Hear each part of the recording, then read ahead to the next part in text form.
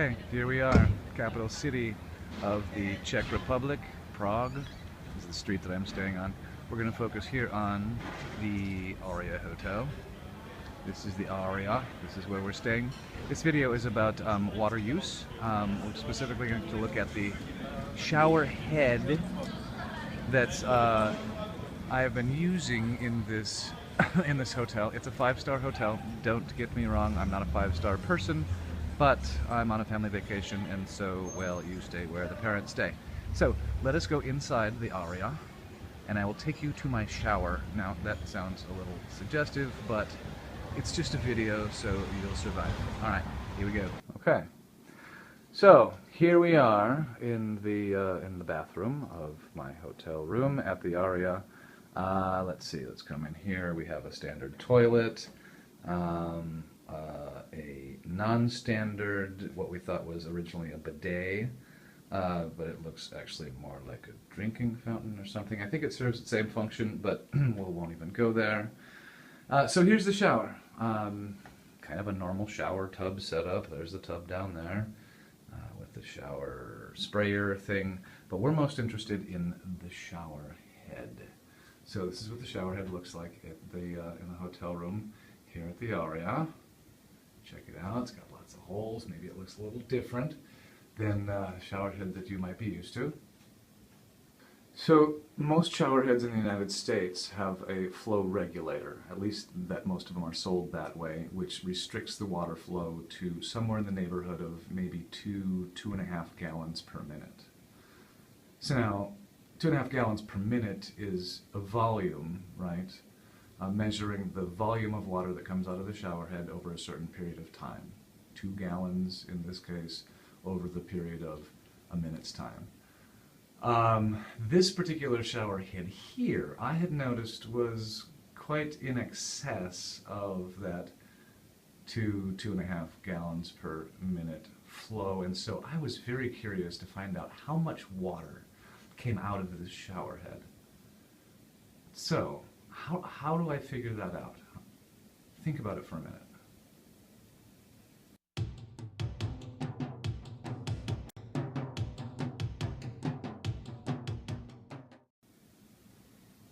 Okay, so maybe you've determined that I need something to catch the water in,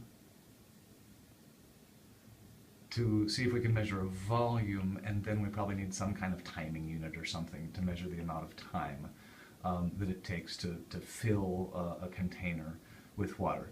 I don't travel around Europe with like a 5-gallon bucket or something, which would be really handy. So let's go over here. I've noticed that the bathroom has a trash can.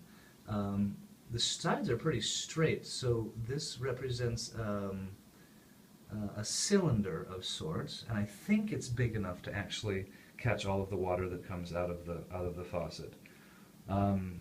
So let's do a little math here. How would I figure out what the volume of the trash can is?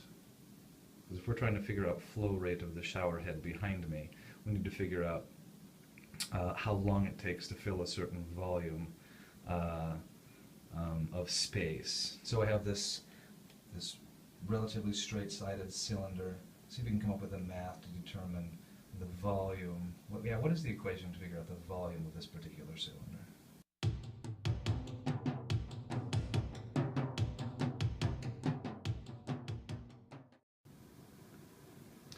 Okay, so now I don't travel with a ruler or a tape measure, but I do travel with graph paper. So I found a piece of graph paper, and I marked off the total width or the diameter of the trash can, and marked them on my graph paper. Knowing that my graph paper is 4 squares per inch, we can count the number of squares, divide by 4, and figure out the diameter of the trash can in inches. So let me do that, and I'll get that information for you in just a second.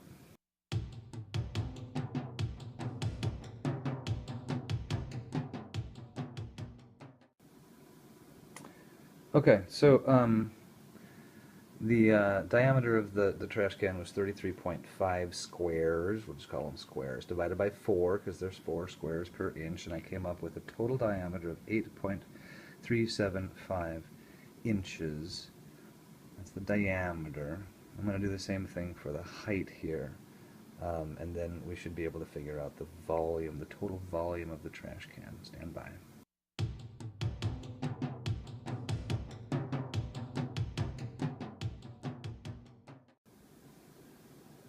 Okay, so now I measured, with my graph paper, I measured a total of 36.5 squares tall divided by 4 squares per inch, and I ended up with 9.125 inches tall. Alright, well, I'm going to let you figure out the total volume of the trash can, because, well, that's kind of like what teachers do, right? They make you do math even if you don't want to. Alright, so I'm going to let you figure that out, and then we're going to go into the bathroom and see how long it takes to with this shower head to fill up the trash can, and see if we can figure out what the flow rate of this crazy shower head in Prague is.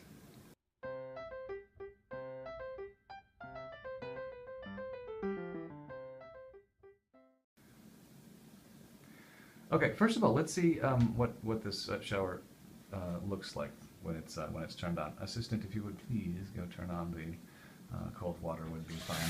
Thank you. Okay, is it cranked all the way out? Let's turn that thing on, baby. Yeah, it's fine. Okay, so I wanted you to see this.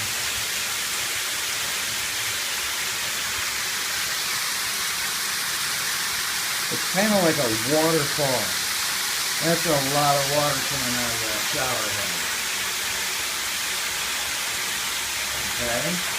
One of the reasons that I wanted to do this is because I have never been in a shower that had a head like this. So much water comes out, it feels like you're standing under a waterfall. That's why we're doing this experiment. So, what the shower looks like. Let's move on to the next stage.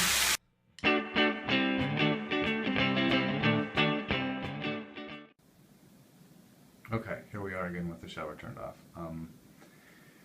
So this is the way this is going to work. I'm going to turn the shower back on, and I'm going to just let it run into the trash can. What I want you to do is I want to get your timers out, either your stopwatches or your phones or whatever works, and I want you to time how long it takes to fill the bucket. I will say start, and I will say stop. And we'll do this 3 times and get an average, just in case there's some error in our measurements, just to kind of figure out how much water comes out of this particular shower head in this particular hotel room in this particular city. So here we go. I'll say start when I start to fill the bucket. When it starts to overflow, we'll call that stop. We'll assume that once it starts to overflow that it's full. We'll do that 3 times. Then we'll have times, 3 separate times to associate with the volume of water, the volume of the trash can, and we should be able to, using some pretty simple math, figure out the flow rate of this particular shower head. Are you ready?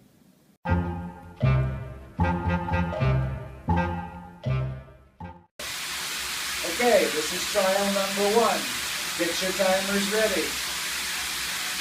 On your marks, let me test the temperature. Okay, on your marks, get set, go. Filling, filling, filling, filling. It's getting heavy, it's getting really heavy. It's getting really heavy. I hope it's almost full. I'm going to drop it. Here we go. Stop.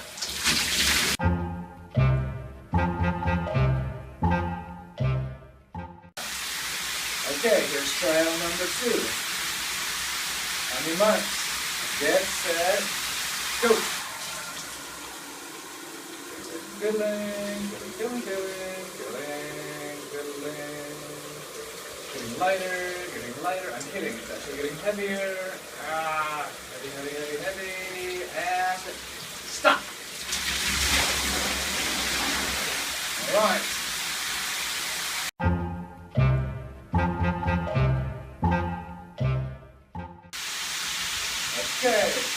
number 3. Are you ready?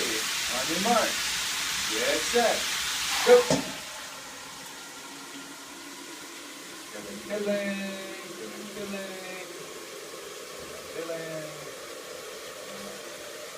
Heavy. All right, and stop.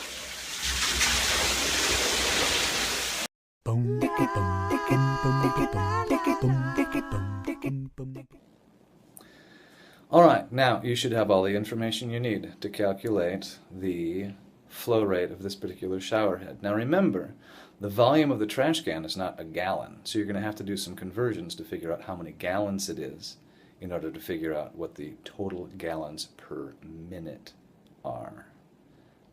Have fun. Math is awesome. Science rules.